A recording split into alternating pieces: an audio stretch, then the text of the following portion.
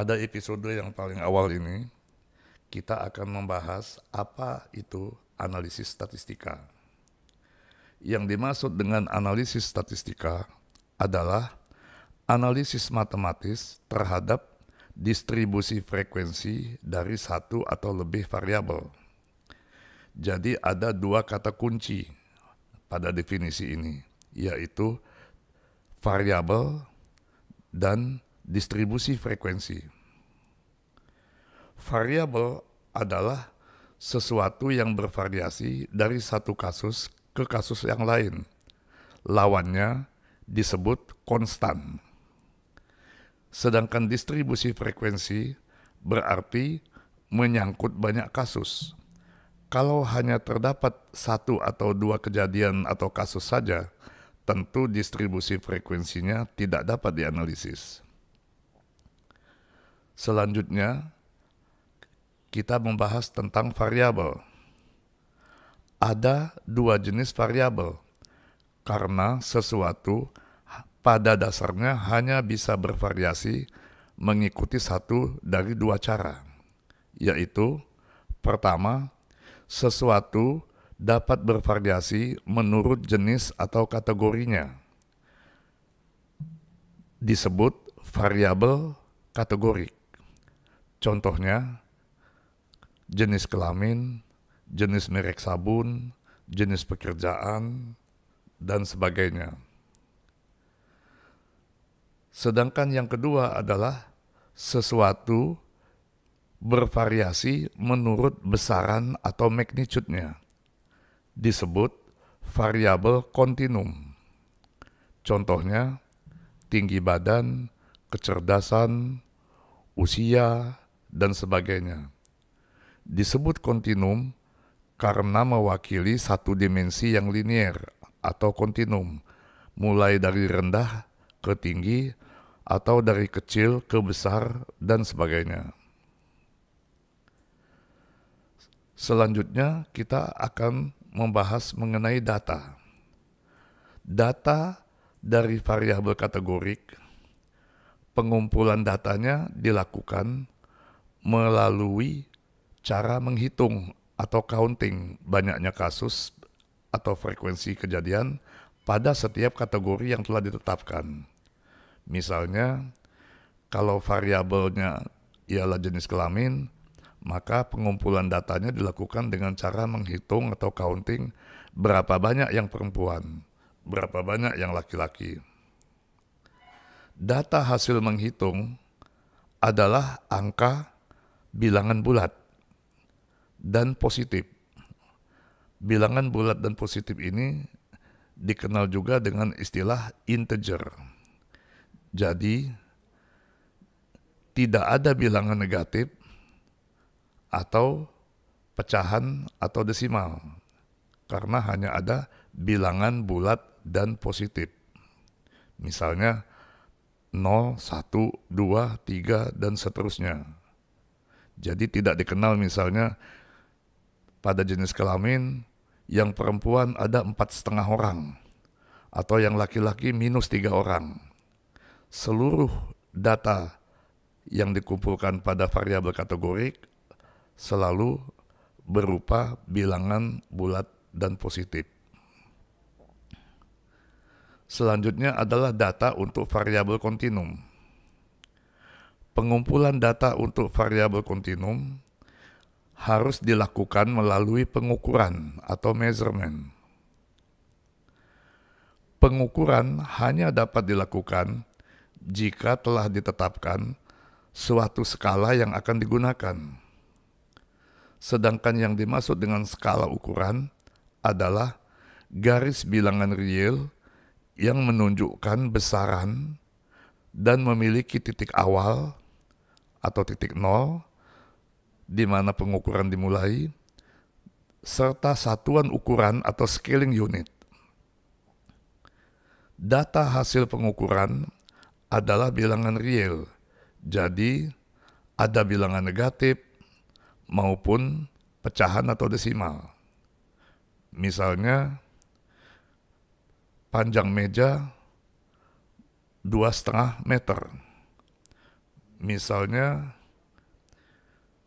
tinggi badan saya minus 1,5 meter ketika diukur dari titik nol pada plafon di atap. Jadi hasil pengukuran berupa bilangan real, bisa bilangan apa saja, bisa negatif, dan bisa pula desimal atau pecahan. Selanjutnya adalah pengertian tentang distribusi frekuensi. Data atau distribusi frekuensi dari satu atau lebih variabel dapat diorganize dalam bentuk misalnya tabel atau grafik. Pada penyusunan tabel atau grafik yang sederhana, seringkali dilakukan pengelompokan terhadap data. Misalnya untuk variabel kontinum, misalnya usia 0 sampai 5 tahun satu kelompok, 6 sampai 10 tahun satu kelompok, dan seterusnya. Perlu diingat bahwa pada umumnya orang akan kehilangan sebahagian informasi setiap kali melakukan pengelompokan atau agregasi data. Misalkan, jika pada kelompok usia 6 sampai 10 tahun ada 4 orang, lalu kita buat tabelnya, kita akan kehilangan informasi dari 4 orang itu, siapa yang umurnya misalnya 6,5 tahun, siapa yang umurnya 7 tahun, dan sebagainya. Yang kita ketahui setelah dikelompokkan hanya bahwa pada kelompok tersebut frekuensinya ada 4 orang. Selanjutnya, tabel atau grafik untuk beberapa variabel jika digabung sekaligus seringkali menuntut dilakukannya reduksi menjadi 2 dimensi. Yang maksimum bisa kita lakukan hanyalah 3 dimensi. Salah satu grafik yang penting contohnya adalah misalnya grafik batang atau bar chart. Grafik batang untuk variabel kontinum dikenal dengan istilah histogram. Ini adalah contoh bar chart untuk variabel kategorik. Misalnya grafik penjualan kendaraan di 4 daerah untuk 3 merek mobil. Pada grafik seperti ini, kita tidak terikat kepada posisi di mana grafik itu harus diletakkan, karena tidak ada kontinum dari kiri ke kanan. Jadi misalnya jika merek A diletakkan di sebelah kanan dan merek C di tengah, itu tidak ada masalah. Berbeda dengan misalnya selanjutnya grafik batang untuk variabel kontinum yang dikenal dengan istilah histogram. Ini adalah sebuah contohnya. Pada histogram, bilangan yang tertulis dari kiri ke kanan menunjukkan suatu garis kontinum. Dalam hal ini misalnya usia mulai dari 0 tahun di sebelah kiri sampai 100 tahun atau lebih di sebelah kanan.